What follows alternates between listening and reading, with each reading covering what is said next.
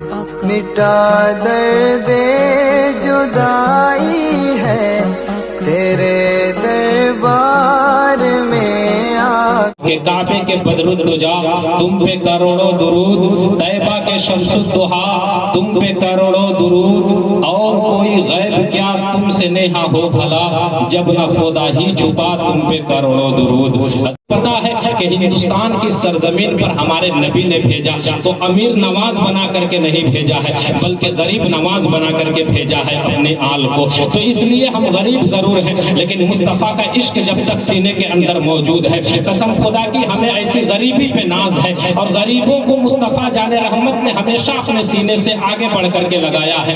آپ کو میں ایک بات بتاؤں، آئے مکہ المکرمہ کی سرزمین ہے، جب میرے نبی فاتح بن کر کے آئے تو 16,000 صحابہ کرام کے ساتھ میرے نبی تشریف لائے۔ مکہ المکرمہ میں جب آپ آئے ہیں، اب وہ کافر تھر تھر کانپ رہے ہیں، جو مسلمانوں کو اوپر ظلم و ستم جن لوگوں نے کیا تھا، مسلمانوں کو جن لوگوں نے مارا تھا، مسلمانوں کو جن لوگوں نے ستایا تھا، اب وہ تھر تھر کانپ رہے ہیں کہ آج ہماری خیریت نہیں ہے۔ آج تو محمد اپنے لشکر کو لے کر کے آئے ہیں، اور وہ بھی 16,000 صحابہ کرام کی تعداد تھی، اور 16,000 ہاتھ میں تلوار بھی موجود تھے۔ اب وہ اپنے دروازے پر آ کر کے دروازے کی کنڈی لگا کر کے انتظار کر رہے تھے کہ ابھی غلامان مصطفیٰ آئیں گے اور ہم لوگوں کو کھینچ کھینچ کر کے نکالیں گے اور ایک ایک کر کے چن چن کر کے ماریں گے، کیونکہ یہ مکہ والے کوئی شریف تو نہیں تھے، یہ مکہ میں رہنے والے وہ لوگ بھی تھے جنہوں نے میرے مصطفیٰ کی بیٹی کے شکم میں تیر مارا تھا۔ حضرت زینب شہید ہو گئی اس تیر کی وجہ سے،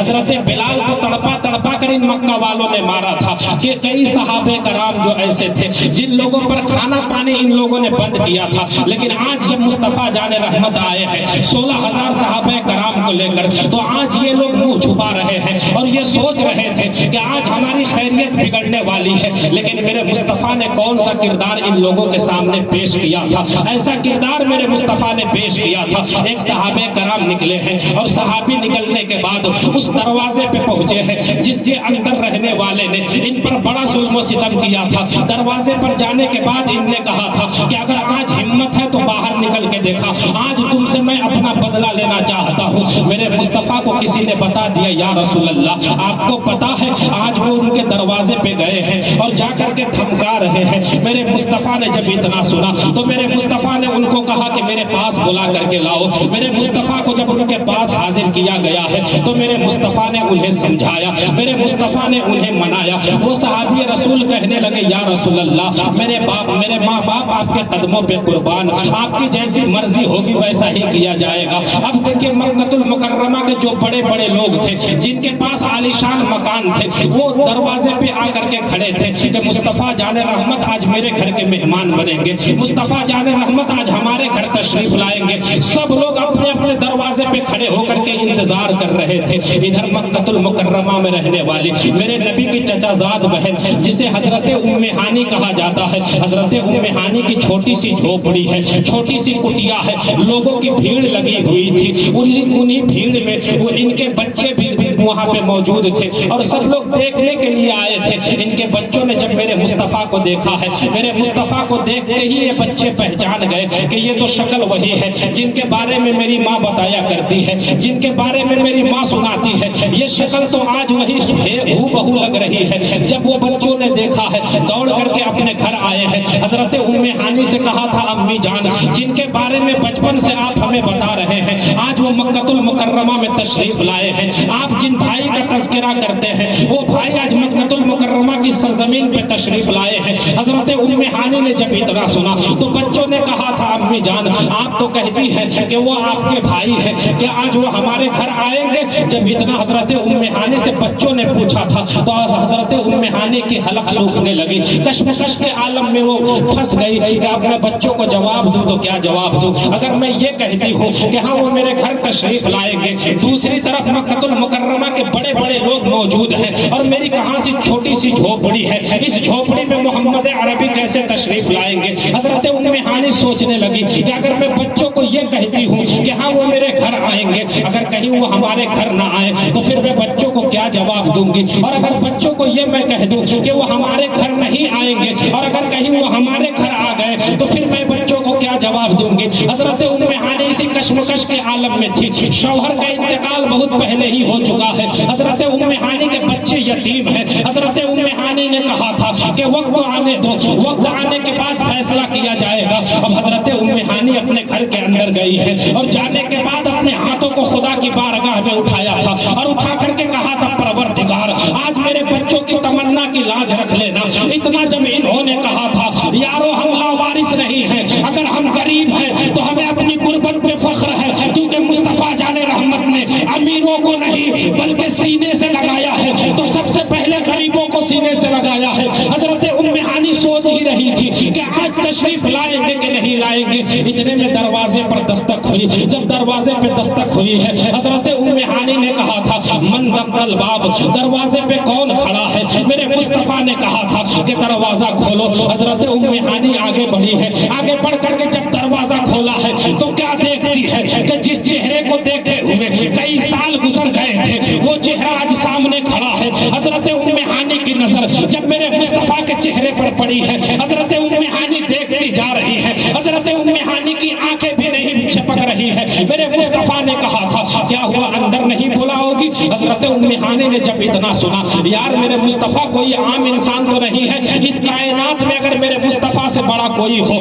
تو لا کر کے دکھاؤ۔ اتنی بڑی شخصیت اگر دروازے پر آ کر کے کھڑا ہو جائے، کھڑی ہو جائے اور کہے کہ مجھے اندر بلا لو تو گھر والے کی کیفیت کیا ہوگی؟ حضرت ام ہانی نے کہا تھا اندر تشریف لائے، میرے مصطفیٰ اندر تشریف لائے ہیں۔ حضرت ام ہانی کے پاس بچھانے کے لیے کوئی چیز نہ تھی، ایک پھٹی ہوئی چٹائی تھی۔ حضرت ام ہانی نے جھاڑا ہے اور جھاڑ کر کے بچھایا ہے، بچھانے کے بعد کہا تھا یا رسول اللہ آپ کی حیثیت کے مطابق انتظام تو نہیں کر سکتی، میرے گھر میں بیٹھنے کے لیے اس کے سوا کچھ بھی نہیں ہے۔ میرے مصطفیٰ نے جب اتنا سنا تو میرے مصطفیٰ نے یہ نہیں کہا تھا کہ وہاں پر بڑے بڑے لوگ کھڑے ہیں اپنے دروازے پر لائن لگا کر کے میں تمہاری ٹوٹی ہوئی چٹائی پر بیٹھنے کے لیے آیا ہوں۔ میرے مصطفیٰ نے یہ نہیں کہا بلکہ میرے مصطفیٰ اسی ٹوٹی ہوئی چٹائی پر بیٹھے ہیں۔ اس کے بعد میرے مصطفیٰ نے کہا تھا ام ہانی اگر کھانے کے لیے گھر میں کچھ ہے تو کھانے کا انتظام کرو۔ اب حضرت ام ہانی سوچنے لگی کہ اب کھانے کے لیے لاؤں تو کیا لاؤں؟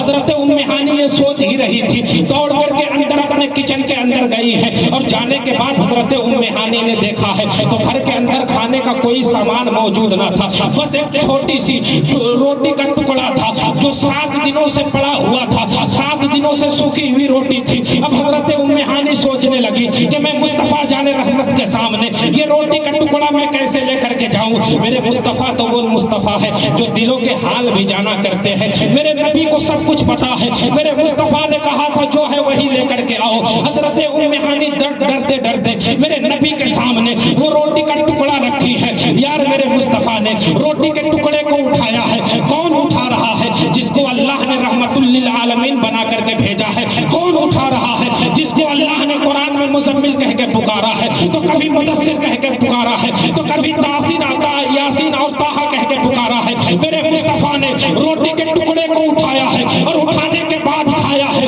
حضرت ام ہانی کی پلکیں بھری ہوئی ہے، حضرت ام ہانی رو رہی ہے کہ آج میں نے کون سا سامان پیش کر دیا ہے۔ میرے مصطفیٰ نے کھایا اور کھانے کے بعد اپنے ہاتھوں کو خدا کی بارگاہ میں اٹھایا تھا اور اٹھا کر کے کہا تھا اے پروردگار اس گھر میں برکتوں کا نزول فرما، جس گھر سے آج تیرے حبیب کا پیٹ بھرا گیا ہے۔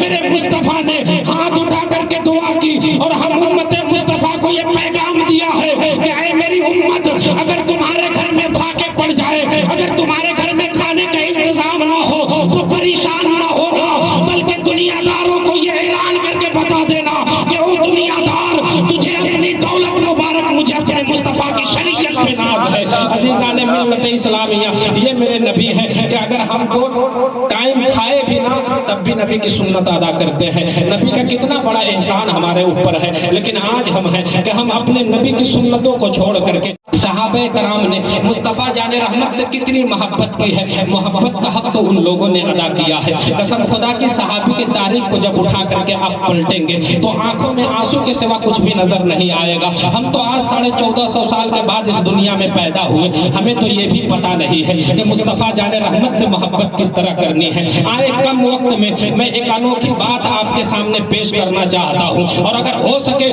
تو اس کو ایسی سیاہی سے لکھنا کہ پھر اسے مٹا نہ سکو۔ اپنے دل پر اسے چھاپ کر کے لے کر کے جانا اور کوشش کرنا کہ باقی جو زندگی بچی ہے مصطفیٰ کے علاوہ اگر کسی کے پیچھے گزارو گے تو وہی دھکا دے کر کے گڈھے کے اندر ڈالے گا، لیکن مصطفیٰ کے نام کر کے اگر اپنی زندگی گزار دو گے تو یہ دنیا بھی کامیاب ہوگی اور قبر اور حشر بھی کامیاب ہوتا ہوا نظر آئے گا۔ میرے مصطفیٰ سفر سے تشریف لاتے ہیں، میرے مصطفیٰ جانے رحمت کی طبیعت بگڑتی جا رہی ہے۔ میرے مصطفیٰ نے حضرت عائشہ سے کہا تھا، عائشہ میری طبیعت بگڑتی جا رہی ہے۔ حضرت عائشہ نے کہا یا رسول اللہ میری طبیعت بھی خراب ہے۔ میرے مصطفیٰ کی طبیعت بگڑتی چلی گئی، بگڑتے بگڑتے وہ وقت بھی آیا کہ میرے مصطفیٰ کو اس دنیا سے جانے کا وقت قریب آ گیا۔ تب میرے مصطفیٰ نے کہا تھا کہ صحابہ کرام کو بلایا جائے، صحابہ کرام کو بلایا گیا۔ میرے مصطفیٰ حضرت ابو بکر کو لیے ہیں اور حضرت عمر فاروق کو لیے ہیں اور ان کے سہارے سے چوک پہ جا کر میرے مصطفیٰ بیٹھ گئے۔ صحابہ کرام کی تعداد ہے۔ میرے مصطفیٰ نے کہا تھا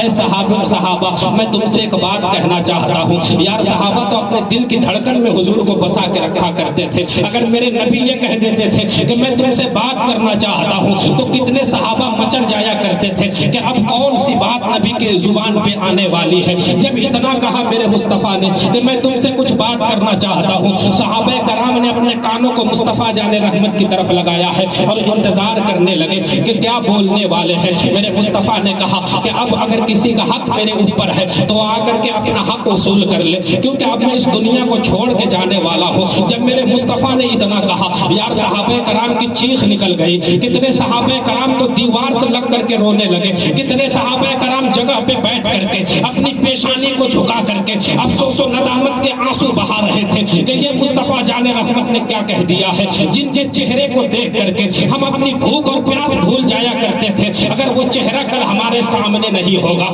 تو پھر ہماری زندگی کا کیا ہوگا۔ صحابہ کرام میں ہنگامہ طاری ہو گیا، کوئی دیوار سے لگ کے رو رہے ہیں تو کوئی ایک دوسرے کے گلے لگ کر کے رو رہے ہیں۔ میرے مصطفیٰ نے جب اتنا کہا کہ اگر کسی کا حق میرے اوپر ہے تو آ کر کے دنیا ہی میں اپنا حق لے لے، اور میرا حق جس کے اوپر ہے میں نے اپنا حق معاف کر دیا۔ اب صحابہ کرام نے کہا تھا یا رسول اللہ آپ یہ کیسی بات کر رہے ہیں، ہمیں دنیا میں چلنا نہیں آتا تھا، آپ نے ہمیں چلنے کا طریقہ بتا دیا، ہم جہنم کی طرف بڑھ رہے تھے، آپ نے ہمیں جہنم سے موڑ کر کے جنت کے راستے پر لا کر کے کھڑا کر دیا، آپ کے اوپر ہمارا کیا حق ہو سکتا ہے۔ اتنا جب ان لوگوں نے کہا ہے تو ایک صحابی رسول اٹھ کر کے کھڑے ہوئے جنہیں حضرت عکاشہ کہا جاتا ہے۔ حضرت عکاشہ نے کہا تھا یا رسول اللہ میں اپنا حق آج لینا چاہتا ہوں، مجھے آج اپنا حق چاہیے۔ جب انہوں نے اتنا کہا صحابہ کرام کی چیخ نکلتی ہے۔ صحابہ کرام نے کہا عکاشہ کیسی بات کر رہا ہے، میرے نبی کی طبیعت دیکھتے نہیں ہو، مصطفیٰ جان رحمت کی طبیعت بگڑتی جا رہی ہے اور تم اپنا حق لینے کی بات کرتے ہو۔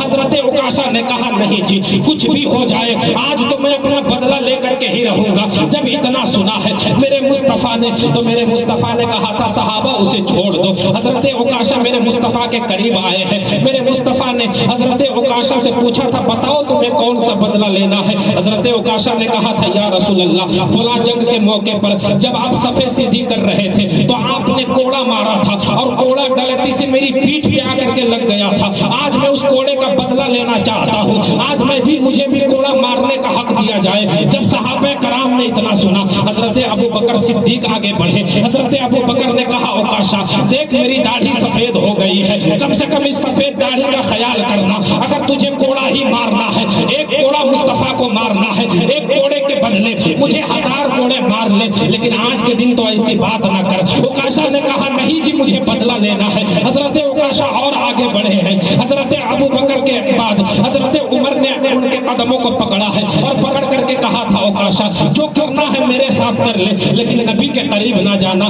لیکن نبی کے قریب نہ جانا۔ حضرت عکاشہ نے کہا نہیں مجھے آج بدلہ لینا ہی ہے۔ جب اتنا کہا میرے مصطفیٰ نے کہا راستہ خالی کر دو، عکاشہ کو میرے پاس آنے دو۔ حضرت عکاشہ میرے نبی کے پاس آئے ہیں، میرے مصطفیٰ نے کہا تھا بتاؤ تم کیا کرنا چاہتے ہو۔ حضرت عکاشہ نے کہا تھا یا رسول اللہ وہ کوڑا منگوایا جائے جس کوڑے سے میرے پیٹھ پہ زخم ہوا تھا۔ میرے مصطفیٰ نے کہا تھا کہ جاؤ وہ کوڑا فاطمہ الزہرا کے پاس ہے، جاؤ حضرت بلال کو کہا کہ جاؤ بلال وہ کوڑا لے کر کے آؤ۔ حضرت بلال کی آنکھوں میں آنسو ہے، حضرت بلال روتے جا رہے ہیں۔ حضرت عائشہ کے جب حضرت فاطمہ الزہرا کے دروازے پہ پہنچے ہیں تو حضرت فاطمہ الزہرا سے حضرت بلال نے کہا تھا کہ مجھے کوڑا دے دیا جائے. حضرت فاطمہ نے کہا کہ کوڑا کس لیے مانگ رہے ہو, ابھی کوڑے کی کیا ضرورت پڑ گئی ہے؟ تب حضرت بلال نے کہا تھا کہ کیا بتائیں, آج معاملہ بڑا عجیب سا ہو گیا ہے. عکاشہ بدلہ لینا چاہتے ہیں, عکاشہ مصطفیٰ کو کوڑا مارنا چاہتے ہیں. حضرت فاطمہ نے جب اتنا سنا تو حضرت فاطمہ کی بھی چیخ نکل گئی. حضرت فاطمہ نے امام حسن کو لیا ہے اور اس کے بعد امام حسین کو لیا ہے اور وہ کوڑا نکالا ہے. امام حسن اور امام حسین کو حضرت فاطمہ نے وہ کوڑا دیا ہے اور کوڑا دینے کے بعد کہا تھا, اے میرے بیٹے, آج تک میں نے تمہاری پرورش کی ہے, آج میں اپنی پرورش کا بدلہ لینا چاہتی ہوں, آج مجھے اپنی پرورش کا حق چاہیے. امام حسن اور امام حسین نے کہا تھا, امی جان میری جان آپ کے قدموں پہ قربان ہو جائے, بتائیں آج کون سا حق ادا کیا جائے؟ تو حضرت فاطمہ نے کہا تھا کہ یہ عکاشہ بدلہ لینا چاہتے ہیں تیرے نانا سے, اگر وہ کوڑا مارنے کے لیے جائے تو تم ان کوڑے کو کھا لینا, لیکن تمہارے نانا کے جسم پر کوڑا نہیں پڑنا چاہیے. اتنا جب حضرت فاطمہ نے کہا ہے, اس کے بعد حضرت امام حسن کو اور حضرت امام حسین کو کوڑا دیا ہے. شہزادے لے کر کے کوڑا آئے ہیں مجمع میں مصطفیٰ جان رحمت کے سامنے. جب کوڑے کو پیش کیا گیا تو میرے مصطفیٰ نے وہ کوڑا حضرت عکاشہ کے حوالے کیا. حضرت عکاشہ جب کوڑا لے کر کے میرے مصطفیٰ کی طرف بڑھنے لگے, حضرت امام حسن اور حضرت امام حسین قدموں میں آئے اور آ کر کے کہا تھا, چچا جان اگر آپ کو مارنا ہے تو میرے نانا کے بجائے ہمیں مار لیجئے, لیکن میرے نانا کو نہ ماریے, میرے نانا کی طبیعت خراب ہے. ایسی حالت میں اگر آپ میرے نانا پہ کوڑا ماریں گے تو میں اپنی ماں فاطمہ الزہرا کو کیا منہ دکھانے کے لائق بھی نہ بچیں گے, اس لیے میرے نانا کو مارنے کے بجائے کوڑے ہمارے جسم پہ مار لے. قسم خدا کی صحابہ نے جب یہ منظر دیکھا تھا تو کئی صحابہ کرام کی چیخ نکلی ہے,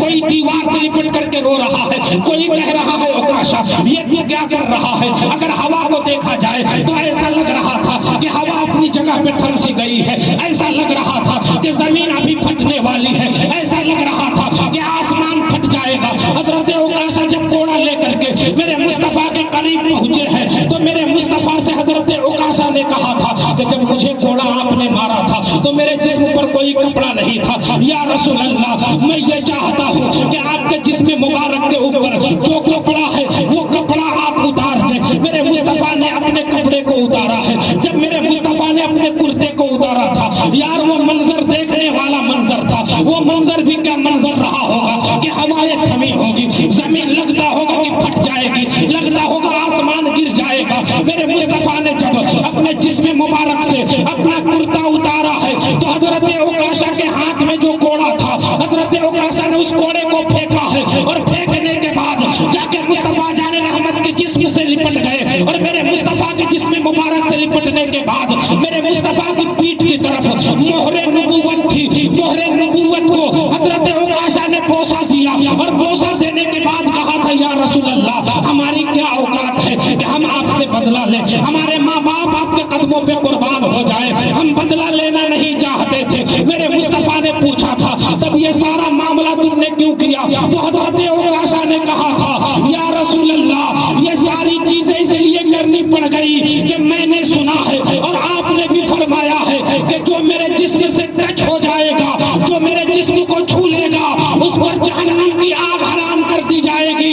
یا رسول اللہ میں نے یہ سارا کام اس لیے کیا کہ کل قیامت کے دن مجھے جہنم میں نہ ڈالا جائے. تب میرے مصطفیٰ نے کہا تھا کہ اگر کسی کو جنتی دیکھنا ہے تو وہ عکاشہ کو دیکھ لے, اگر وہ چاہتا ہے کہ دنیا میں جنتی کا چہرہ دیکھ لے تو وہ عکاشہ کا چہرہ دیکھ لے. عزیزان ملت اسلامیہ, یہ صحابہ کرام کی ذات تھی کہ اتنے مبارک ہوتے ہوئے جہنم سے کتنا ڈرتے تھے وہ. اگر صحابہ کرام جنت میں نہ جائیں گے تو پھر کون جنتی ہوگا بتائیں آپ مجھے.